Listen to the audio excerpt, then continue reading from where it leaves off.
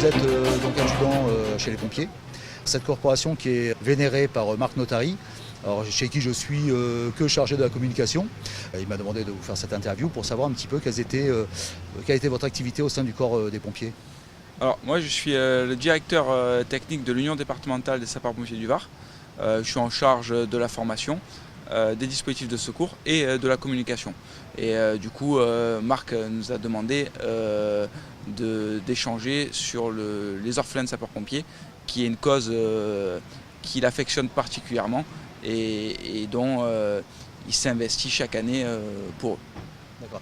Alors par rapport justement à cette œuvre, qui sont des bonnes œuvres, justement, pour rappeler un peu les chiffres malheureusement du nombre d'orphelins chez les pompiers, et la situation actuelle, savoir quelle est l'activité que vous faites au sein du département, comment ça se passe?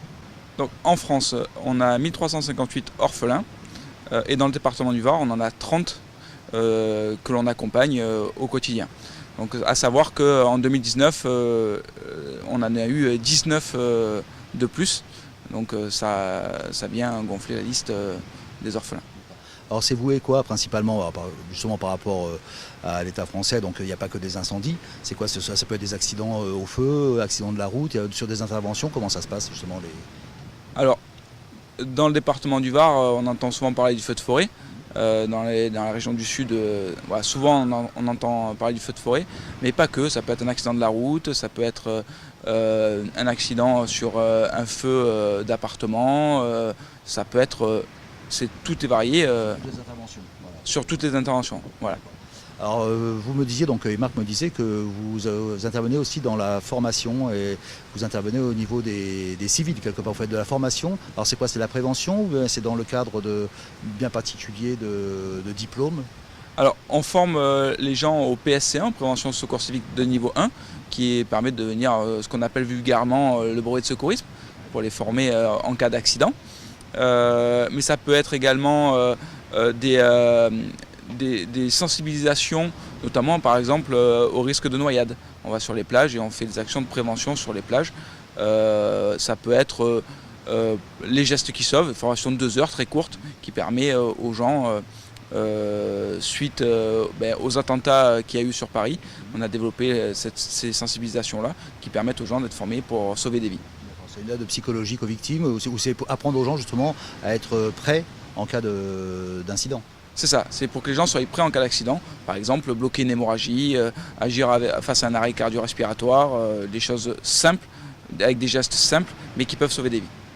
Ouais, vous supervisez des équipes. Ça veut dire que dans chaque département, il y a une personne comme vous qui dirigez des équipes, et sur le terrain, vous suivez tout le monde. C'est ça, on suit les équipes et on coach. Dans le département du Var, on a environ 200 formateurs, donc on coordonne tout ça. Et puis on a beaucoup de demandes et on est beaucoup investi dans les écoles pour former les enfants dès le plus jeune âge. Alors l'accompagnement justement des orphelins, parce que quand des gens font des dons justement aux orphelins, donc c'est regroupé sur un plan régional, national?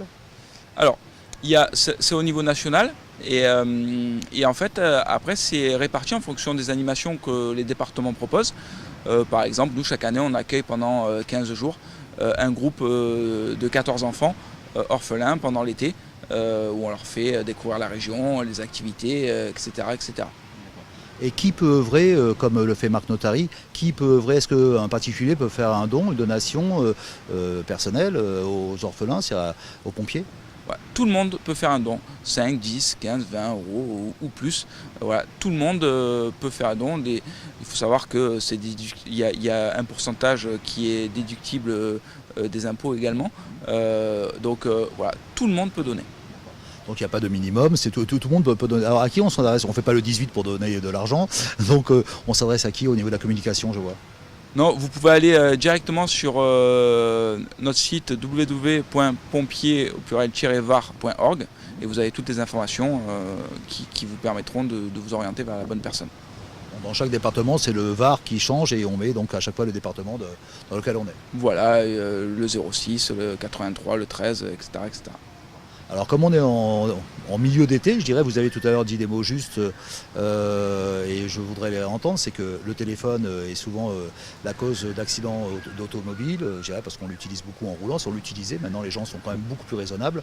Ils ont appris à conduire, je dirais, en se limitant, on espère, mais c'est catastrophique quand même. Et ce qui m'a surpris tout à l'heure, c'est ce que vous aviez annoncé là, pour les plages. Alors, c'est vrai qu'on se rend compte, je m'adresse au public, restez vigilants sur les plages. On parle du téléphone portable sur la route, mais également sur les plages. Restez connectés à vos enfants plutôt que de rester connectés au téléphone. Profitez du moment de repos avec vos enfants en bord de plage. Restez avec eux dans l'eau, ce qui évitera les accidents. On sait très bien qu'en quelques secondes, un enfant peut se noyer.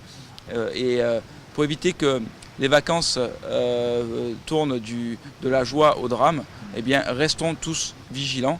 Et une simple notification que l'on va regarder, eh bien, dans un rouleau, l'enfant peut partir. Voilà, donc le mot effectivement de la fin, ça va être la vigilance. Au nom de Marc Notary et de ses œuvres, ce qui est agréable, c'est que les gens le suivent. Ça fait longtemps que vous le suivez aussi, qui vous suit. Oui, oui, très longtemps. Après, moi, je suis un fan de boxe. Donc Marc Notary, voilà, c'est quelqu'un que tout le monde connaît dans le milieu. Et on a eu la chance d'avoir la visite d'Aurélien Duhart, qui est septuple champion du monde de boxe thaï. Donc c'est vraiment un honneur d'être à côté d'eux. Donc le sport et les pompiers et le sport, c'est toujours jumelé. Et ce qui est vraiment sympa, c'est que ils sont là forcément pendant les combats sur le choc des gladiateurs au Lavandou. Vous êtes toujours là, des équipes, c'est obligatoire de toute façon, médecins et pompiers. Mais ils sont non seulement là pour ça, mais ils se déplacent, je dirais, en masse. Ils prennent de leur temps, au dehors, dans leur temps de travail, pour pouvoir suivre et accompagner les donateurs. Donc ça veut dire qu'ils ne sont pas là pour recevoir des œuvres et dire merci, on reste à la maison. Vous êtes toujours sur le terrain, où que ce soit. Tout le temps. Voilà, on sera tout le temps à côté des donateurs, bien entendu, mais également du public s'il y a un besoin se fait ressentir. En tout cas, merci beaucoup pour votre action, de nous sauver les vies, de sauver nos forêts, et puis pour la vie, et elle est plus belle grâce à vous. Merci bien. Merci à tous. Merci beaucoup.